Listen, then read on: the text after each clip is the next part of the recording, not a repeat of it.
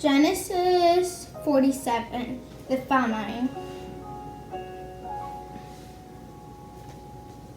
Joseph placed his father and his brothers in the best of the land in the land of Ramesses, as Pharaoh had ordered.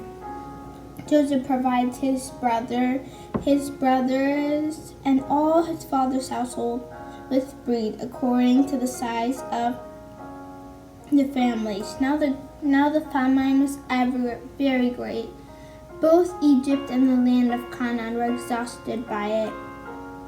So Joseph gathered from the people all the money that was in the land of Egypt and the land of Canaan in exchange for the grain that he sold them.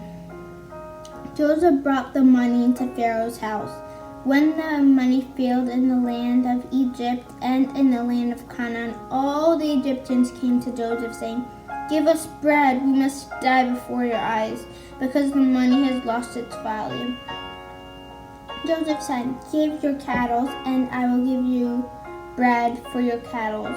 So they brought their cattle, and Joseph gave them bread in exchange for horses, flocks, herds, and for donkeys. During that year, he fed them with bread in exchange for their cattle.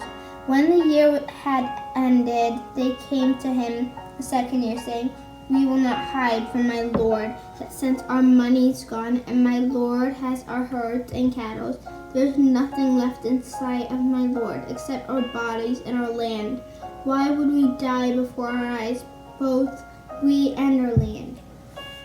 Buy us and our land for bread, and we may live and not die.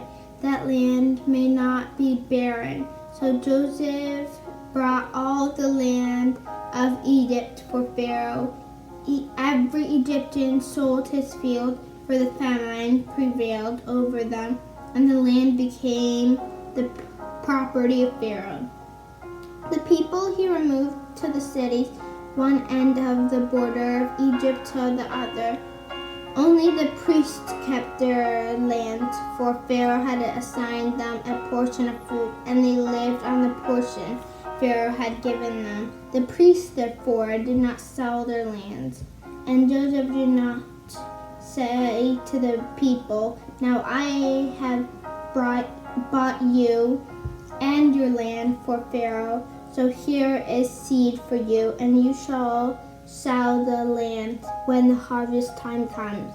You will give the 5th part of the harvest to Pharaoh, and 4 parts shall be your own for seed, for the field, and for your food, and for the food of the little ones. You have saved our lives," they said. "Let us find grace in the sight of my Lord, and we will be the servant of Pharaoh." Genesis 47 to 50. Jacob lived in the land of Egypt for 17 years until he became a very old man. And when he was about to die, he called his son Joseph and said, "If I have found grace in your sight, deal kindly and truly with me. Do not bury me in Egypt, I pray you. Let me lie with my father. Carry me out of Egypt. Bury me in their burying place. Bury me where they buried Abraham and Sarah his wife, where they buried Isaac and Rebekah his wife, and where I buried Leah." Joseph said, "I will do as you wish." "Swear to do as I wish," said Jacob. Joseph swore to him, and Jacob bowed himself upon the bed's head. And he said to Joseph, "Behold, I will die soon, but God shall be with you and will bring you again to the land of your fathers." Then Jacob called his 12 sons and said, "Gather yourselves together, that I may tell you what will happen to you. Till that day come, gather and hear me, sons of Jacob, and hear Israel your father." Jacob, who is called Israel, told how the 12 tribes of Israel were descended from his 12 sons, and he spoke to each of the sons in turn. Reuben, Simon, Levi, Judah, Issachar, Zebulun, Benjamin, Dan, Naphtali, that Judah tribe would be the one which all the others would not praise, bowing down before it, and he blessed every son with a blessing. Then Jacob gathered up his feet into the bed and yielded up the ghost and was united with his people. Joseph fell upon his father's face and wept upon him and kissed him. Then he commanded his servants, the physicians, to embalm his father. The physicians embalmed Israel, and the Egyptian mourned for him. When the day of the mourning were past, Joseph spoke to the house of Pharaoh, saying, If I have found grace in your eyes, speak, I pray, in the ears of Pharaoh, and say that my father made me swear to bury him in the grave he dug for himself in the land of Canaan. Therefore, my Pharaoh, let me go up, I pray, and bury my father. Then I will come again. Pharaoh said, Go up and bury your father according to his wishes. Genesis 50. Joseph buries his father. So Joseph went up to bury his father, and with him all the servants of Pharaoh, the elders of the house, and all the elders of the land of Egypt, all the households. Only the little ones, their flocks, and their herds did not leave in the land of Goshen. Also chariots and horsemen went up with him. It was a very great caravan. They came to the threshing floor of Atad, which is beyond Jordan. They mourned with great sorrow and cries for 7 days. Joseph mourned for his father.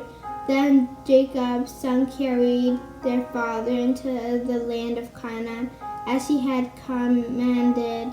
They buried him into the cave of the field of Machpelah. After the father was buried, Joseph returned to Egypt, he and his brothers, and all that went up with him to bury his father. Now their father was dead. Joseph's brother said, If Joseph should ever hate us, he should surely make return for all of us evil we did to him. So they sent messengers to Joseph, saying, Before his death your father spoke to us, saying, You shall say to Joseph, Forgive the trespass of your brothers and sin which they committed when they did evil to you. Joseph wept as when they spoke to him.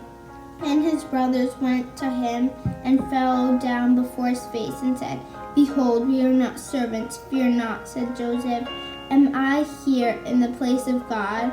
You meant evil against me, but God meant to turn it to good and bring us a pass.